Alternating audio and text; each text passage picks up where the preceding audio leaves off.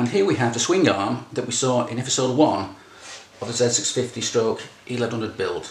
And since then, that was about a week ago, things have been happening quite quickly. And first of all, the ends have been chopped off. The adjusters have been chopped off here and shortened because the whole swing arm is too long for the frame. And that's because this swing arm is from a monoshocked ZXR750, I think, an only one. And it's just too long. And so we've chopped off the ends where the adjuster blocks were. And also, of course, as you may see, we found these billet adjuster blocks that Jeff had going spare in his shed, which I've now liberated, and hopefully they'll end up on the swing arm. And how they work is, we'll weld on this bit of angled steel here, to swing arm like that, and then drill it with 4 holes, and then in turn these will be bolted on the end, so it looks something like that. Now obviously at the moment these look far too big. They're actually much wider than the width of the swing arm. But that's okay, that's a part of the plan, because this swing arm will have a brace, an under brace, to go beneath these frame rails here and back and around the front of the swing arm. And that will take up the gap here that we currently have.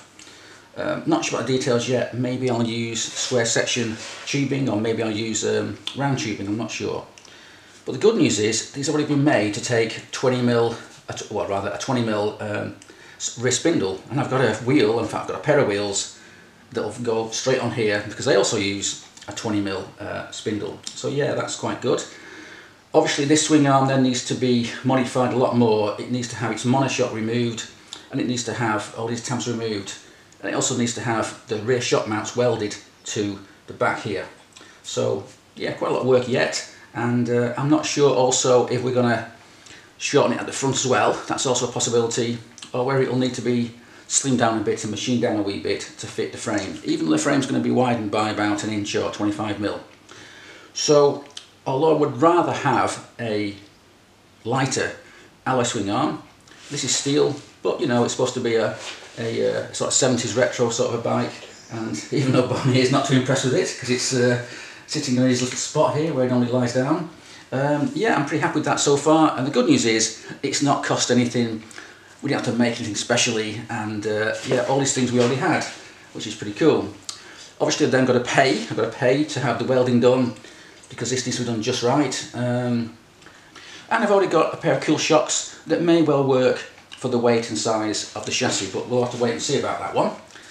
But as I say, this project is supposed to be a 2020 project, so I don't really want to spend time and money on it right now. I've got far too many other projects to do. But nevertheless, if we can make some small steps by not spending money, by not spending too much time and effort, then we can do that. And since we already have these things, then obviously that's something we can go ahead with. And in the meantime, Barney here is due for a walk soon, so that's what's next for me. And now here we are, back at Jeff's workshop, and we're just about to drill the holes in this steel bracket here to match the holes in this alloy adjuster block. That's 2 of them to do. So we've clamped on the steel bracket in place, and now we've just got to line everything up and drill those holes.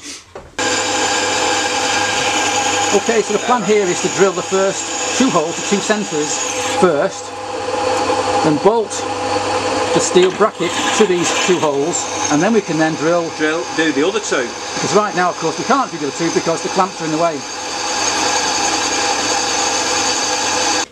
Okay, Jeff, so you've now drilled those 2 holes, and what's next? Well, I've just set it back up on here, because what I want to do is put that little centre, not quite, little with a point on it, yeah, in there, in the chuck.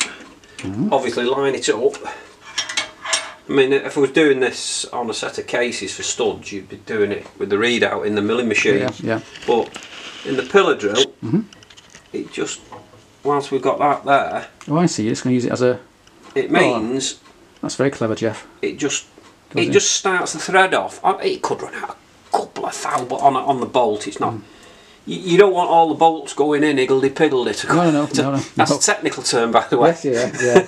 Not when I'm riding the bike anyway. Higgledy-piggledy. Oh, and it just moved then, but we've actually now got it, so it's level. It's level. Perpendicular. It's oh, Okay, so we're back on the vise.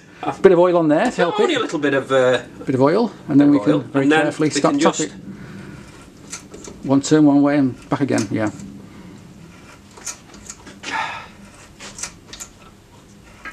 I mean, steel's not too bad to tap, is it? But stainless steel's a pain in the ass. Actually, this steel that they made out is very good. Yeah, it's very workable. It's very. That they've actually been made out of solid square, milled out. Yeah, I noticed that. Yeah, it's not just some cheap. Okay, so we found some M10s. I think they're the ones that we did buy for them, but they're 25 mils. And they're slightly too long, about 5 mil too long, so we need to get 20 mils. That's no problem. That's no problem. Perfect. So now with that nicely tightened down, we can now drill out these outer ones and obviously tap it as well. And that's what's next. We can do that. And now those steel brackets have been drilled and tapped, as you can see, although these socket heads we've used are too long by about 5 mil, so I've just ordered some more. Also, I'm not sure if you can tell, but this steel bracket juts out here on each corner, and so that needs to be filed down at some point. But that's not too important just yet. And when those new socket heads arrive, what we'll have to do is skim the edges by just a few thou, because they're a very tight fit in these 60mm holes. In theory, they should just go straight in, but in practice, these mass-produced socket heads and nuts and bolts in general aren't that accurately made, and sometimes I just need a bit of tweaking to make sure they fit just right. So anyway, that'll happen soon, but in the meantime, let's see how that looks next to the swing arm. And so here's the swing arm and how it might look when it's all finished. I mean, obviously all these tabs have to be removed. The monoshock at the back here has got to be cut off, and we've got to add the shock mounts for the twin shocks. And all that, while taking some time, isn't that difficult. But what will be difficult is to cut the ends of the swing arm such that they're completely perpendicular and accurately cut at left and right, and so that we can weld on these pieces and be sure that they are absolutely in line and true. And to do that, we need to make a jig to hold this thing in place, and so we don't get any distortion or any movement when we're welding. And that's quite a tricky thing to do. It takes even more time, and that will happen now for a few weeks. But anyway, so far so good. Also, of course, once that's done, we also have to then weld on a underbrace here. I was not quite sure whether to go for round tubing or square section tubing, but I think now I'm going to go for square section. So again, that's something for the future. And so, thanks for watching and cheers.